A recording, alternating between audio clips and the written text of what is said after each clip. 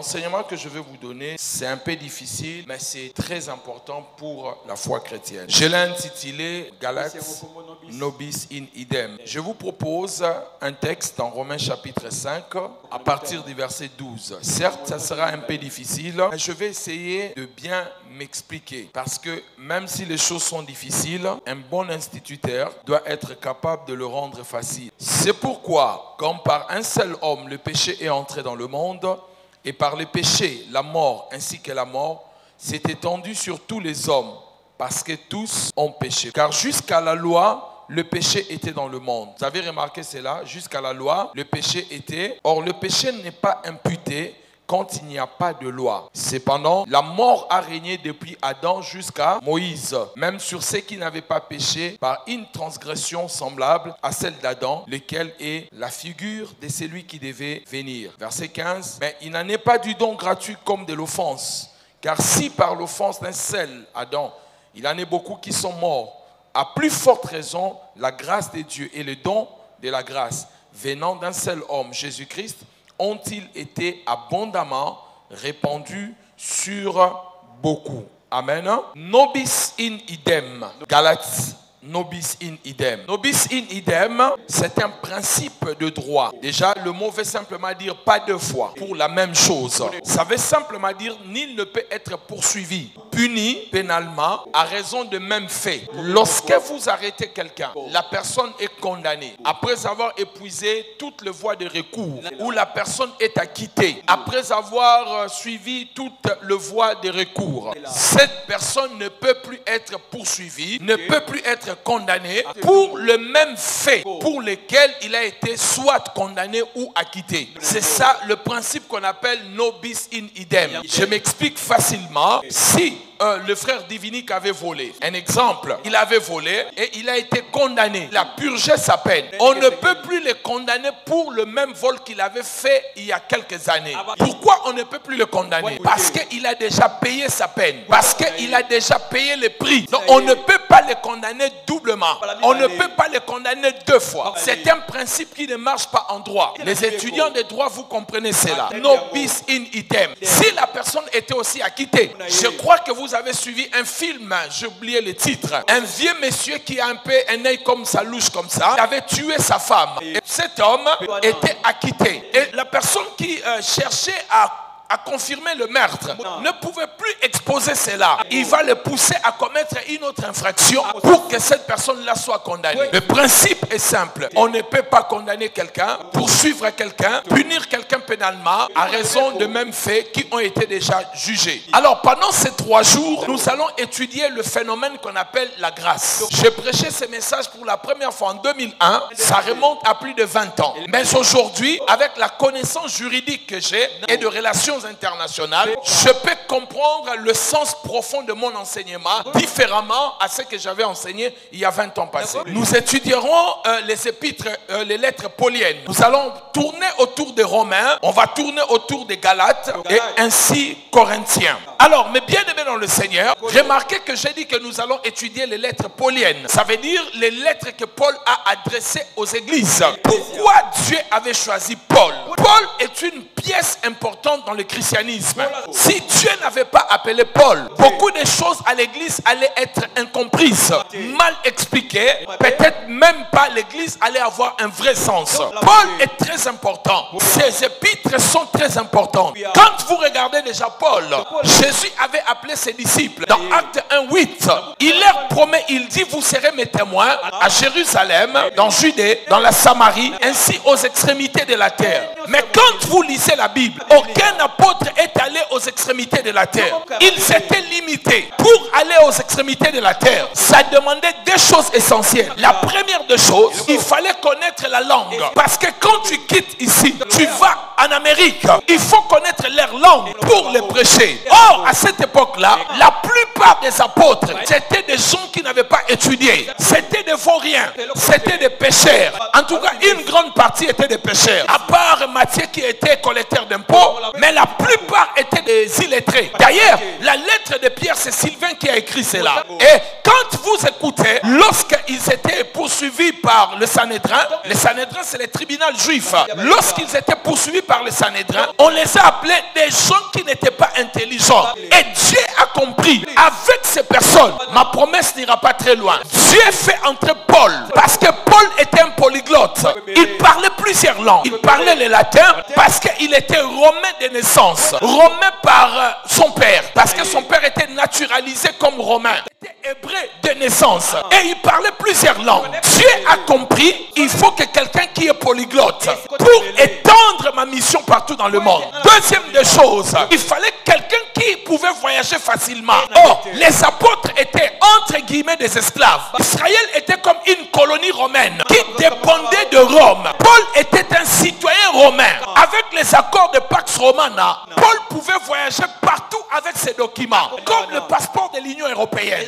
Il pouvait voyager partout. Et Paul avait ces deux choses-là. Et c'est ainsi que Dieu va appeler Paul. Et lorsque Paul est appelé, Paul devient très important, très rapidement. Pourquoi? Parce que Paul, les paroles de Jésus, si cela était une constitution, les paroles du Christ dans la bouche de Paul étaient comme la loi organique. La loi organique, c'est une loi qui définit et qui complète la constitution. La constitution ne dit pas tout, mais on crée une loi organique pour bien expliquer ce que la constitution a parlé peu. Et Paul va dire beaucoup de choses dont le Christ a juste parlé un peu. Et Paul va structurer l'église. Paul va apporter des enseignements profonds à l'église. Il va organiser l'église. Il va structurer l'église.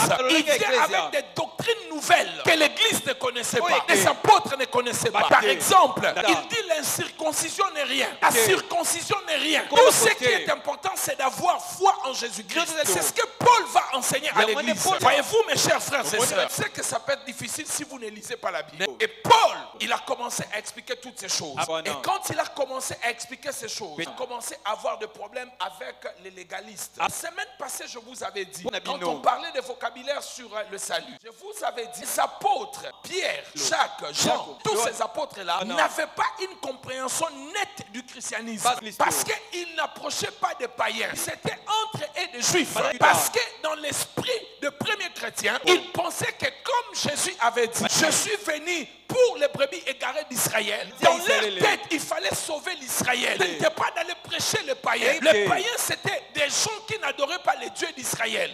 Leurs objectifs étaient de gagner des juifs. Les juifs de la diaspora et les juifs qui étaient en Israël. Donc, du coup, pour aller vers le païen, pour les prêcher, cela était un problème. Ainsi, pour la première fois, lorsque Dieu voulait faire d'une manière éclatante, de toucher les païens de manière publique, il devait préparer Pierre. Dans Actes chapitre 10, il donne d'abord à Pierre la vision. Il révèle d'abord à Pierre que ces animaux impurs, tu peux commencer à les manger. En d'autres mots, les païens, tu peux les prêcher. Et Pierre avait peur. Malgré cela, il est parti prêcher. Il s'est justifié plus tard. Et Dieu a vu, avec cette logique, l'évangile ne pourra pas atteindre les païens rapidement. Et pour cela, Dieu va faire entrer Paul. Quand Paul entre, Paul vient faire un grand travail. Paul, il devient apôtre des païens.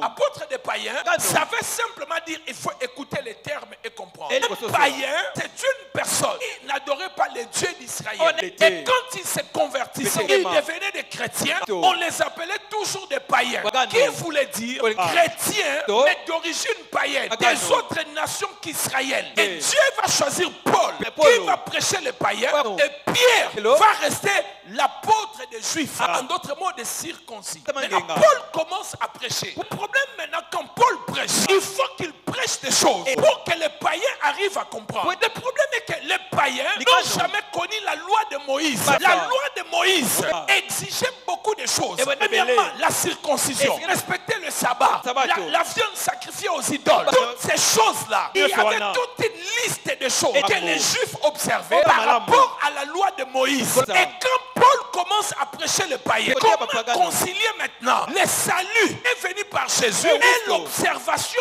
des lois et des coutumes de Moïse. Et Paul, quand il va aller en Arabie, après sa conversion, pendant 3 ans, la Bible n'a jamais dit ce qu'il était parti faire. Mais moi je pense, comme les disciples avaient fait 3 ans avec Jésus, lui aussi il est parti faire 3 ans dans le désert avec le Seigneur pour apprendre. Et quand il sort du désert, il vient avec un autre enseignement. enseignement. Et cet enseignement-là, la circoncision, la loi de Moïse, n'avait rien à voir pour que les gens soient sauvés, pour que les païens soient sauvés. Il commence à prêcher cela auprès des païens. Pour les païens, c'était une porte ouverte au salut vers Dieu. Donc on n'a pas besoin de se circoncire. On n'a pas besoin de respecter des rites de Moïse. Juste si nous acceptons Jésus, nous sommes sauvés. Nous devenons au même titre que les Juifs qui avaient Dieu. Pour les païens, c'était une bonne nouvelle. Et Paul a prêché cela. Il a gagné plusieurs païens. Il a bâti des églises. Mais cependant, les Juifs, quand ils ont appris cela, ils ont dit non. En fait, les Juifs sont comme des chrétiens. Où vous marchez dans la crainte de Dieu pendant 20 ans. Et puis quelqu'un qui arrive à l'église, qui était un aventurier, après une semaine, il devient, par exemple, proche du pasteur. Après un mois, il devient pasteur. Après 2 mois, il se marie, il a tout. Alors toi qui craignais Dieu, tu vas dire, mais c'est de l'injustice. Les Juifs, pour eux, ils se sont dit, mais ça n'a pas de sens. Comment ces gens qui n'ont jamais connu Dieu, à peine qu'ils connaissent Dieu, on leur dit qu'ils sont au même titre que nous. Ils ne respectent pas la loi de Moïse. Ils n'observent pas tout ce que Moïse a dit. Et ils ont commencé à tordre l'enseignement de Paul. Parce que l'enseignement de Paul était tellement difficile. L'enseignement de la grâce, que les gens étaient sauvés, non par la loi de Moïse, mais les gens étaient sauvés par leur foi en Jésus-Christ. Ce n'est pas la grâce que nous prêchons aujourd'hui, où on nous montre que la grâce, on peut faire ce qu'on veut. La loi là, ce n'était pas la loi de voler, d'impudicité ou toutes ces choses. Cette loi-là était la loi de Moïse. Toute une liste de choses qui n'avaient pas d'importance lorsque le Christ est venu. Maintenant, quand Christ vient, plutôt Paul enseigne cela. Les faux frères qui venaient de Jérusalem venaient maintenant voir les chrétiens. Là où les chrétiens, de quel genre de chrétiens? Des païens. Ils venaient maintenant, les juifs chrétiens. Parce que Paul était un apôtre. Il ne restait pas dans un endroit. Quand il prêchait, il s'est déplacé. Alors les juifs qui venaient, soit en mission, soit qui passaient par là, parce qu'ils apprenaient que les païens avaient écouté la parole. Ils venaient maintenant pour leur dire, vous êtes des chrétiens, mais ce qui est vrai, vous n'êtes pas circoncis. Vous n'êtes pas circoncis, vous n'êtes pas sauvés. Il faut d'abord, à part que vous avez donné la vie à Jésus, deuxièmement, vous devez respecter la loi de Moïse. Ils ont renversé l'enseignement de Paul. Et du coup, ce que Paul avait dit, Paul était comme un imposteur, était un faux juif. Il enseignait une doctrine que Pierre dira plus tard. Paul dit des choses difficiles que plusieurs personnes tordent le sens. Dans son enseignement, perturbait les gens. Et les gens venaient pour renverser quand Paul passait par là. Et ce problème était un vrai problème dans la première église. Cela a créé la première conférence de l'église. On appelle la conférence de Jérusalem. Je vais vous montrer ce qu'il disait. Actes chapitre 15, verset 1. Actes chapitre 15, premier verset. Écoutez. Quelques hommes venus de la Judée enseignaient les frères en disant quoi? Si vous n'êtes circoncis selon le rite de Moïse, oui, vous ne pouvez être sauvés. Amen. De quels frères on parle ici? Amen. Des chrétiens d'origine païenne. Mais les juifs sont venus. Là où Paul a prêché, ils ont dit à ces gens-là, si vous n'êtes pas circoncis, selon la loi de Moïse, même si vous avez donné votre vie à Jésus, vous n'êtes pas sauvés. Maintenant, ces frères ont été culpabilisés. Ils ont écrit à Paul pour savoir si ce que Paul les avait enseigné était correct ou était un faux enseignement. Alors que Paul veut savoir qui vous a enseigné ces choses. C'est pour cela Paul dira plus tard, même si un ange venait du ciel pour vous annoncer le contraire de ce que je vous ai dit, qu'il soit anathème. Et Paul est dérangé. Qui vous a dit ces choses? Vous a ensorcelé. Ce n'est pas ce que je vous avais enseigné. Je vous avais dit, la circoncision n'est rien. L'incirconcision n'est rien. Tout ce qui est important, c'est la foi en Jésus. Une parenthèse. Pourquoi Paul parle de la foi? Et quand il parle de la foi, il compare toujours le salut avec la foi d'Abraham. Il dit, notre père Abraham était justifié par la foi ou par les œuvres. Parce que les juifs qui venaient pour renverser l'enseignement de Paul utilisaient Moïse. Paul voulait leur montrer, Dieu n'a pas commencé avec Moïse. Dieu a commencé avec Abraham. Et quand il a commencé avec Abraham, ce n'était pas avec les œuvres, c'était par la foi. Et il avait promis à Abraham, tous les descendants de la terre seront bénis par toi. Et ça devait se faire par la foi. C'est pour cela quand il évoque Moïse, lui il évoque Abraham. Vous comprenez? Ça, c'est l'essence de la grâce. La grâce, ce n'est pas comme nous les croyons. On doit vivre comme on veut. C'est le temps de la grâce. Non. La grâce attaquait la loi de Moïse. Ne donnait pas la liberté aux chrétiens de vivre une vie de désordre. Et c'est là où même il y a le danger de l'enseignement de la grâce. Parce qu'il est présenté comme on peut vivre comme on veut parce que nous sommes au temps de la grâce. Donnez-moi un bon amen.